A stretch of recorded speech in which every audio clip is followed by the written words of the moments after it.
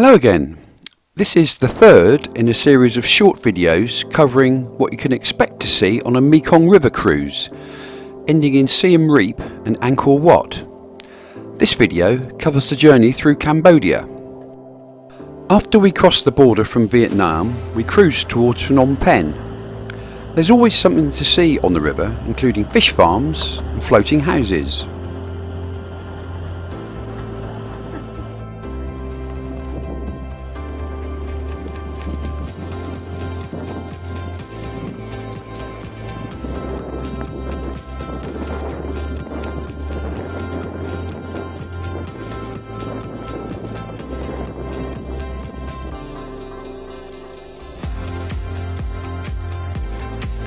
Phnom Penh is the home of the Royal Palace. The King of Cambodia still lives here, but unsurprisingly, the public aren't allowed near the royal quarters. One of the most stunning buildings is the Silver Pagoda, but you can't take pictures inside or in the throne room.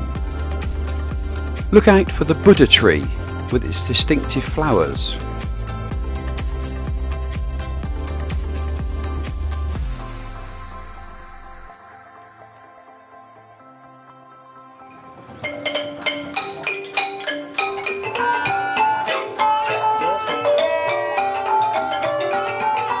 You can also visit the National Museum of Cambodia in Phnom Penh, which covers the three periods of Cambodian history and has one of the world's largest collections of Khmer craft, although many of the items were destroyed during the Khmer Rouge regime in the late 1970s.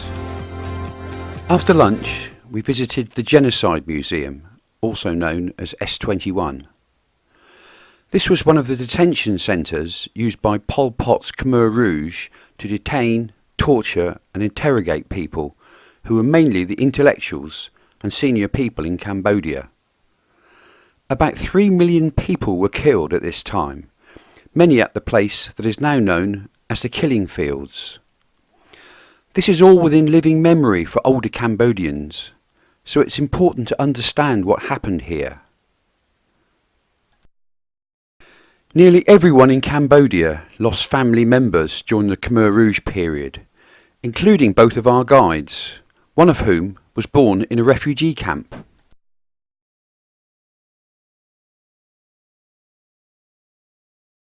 Here's a Cambodian butterfly to cheer us up. The following day we took an ox cart ride to see one of the oldest Buddhist temples in Cambodia. This wasn't destroyed by the Khmer Rouge, so we can still see the original wall paintings.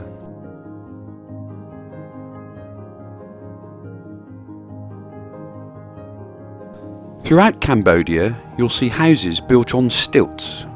These are nowhere near a river, so they aren't expecting the ground to be flooded. They're built on stilts so that there is a shaded area under the houses where people can live and relax during the heat of the day. Many of the houses have concrete at the bottom of the stilts to stop the termites attacking the wood.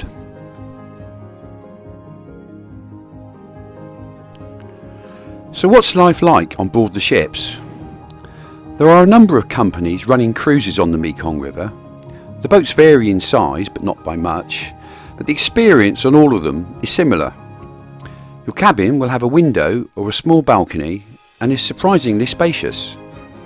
Single travellers are catered for, and at the other end of the scale, each boat has a limited number of suites. I explained the layout of the ship in the previous video in this series. You can expect 3 fabulous meals every day, including freshly cooked omelettes at breakfast, as well as a choice of Asian and Western hot and cold buffets. At lunch, you'll have at least 3 courses, along with drinks of your choice. Dinner is another 3 or 4 courses of delicious Asian food. Drinks are included again. The dress code's very relaxed, no need to dress for dinner.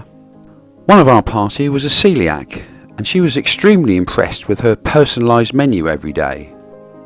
Our cruise was all inclusive, except for certain wines and spirits, which meant drinks when we fancied them. It was a jolly time. Entertainment is provided on board. Ours included films, including Good Morning Vietnam, talks on the history of Vietnam and Cambodia, and local musicians and dancers.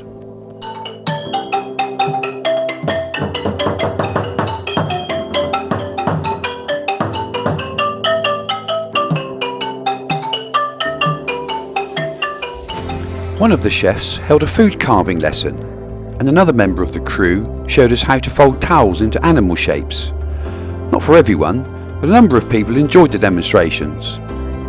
The next video in the series will take us from Phnom Penh to Siem Reap. Thanks for watching.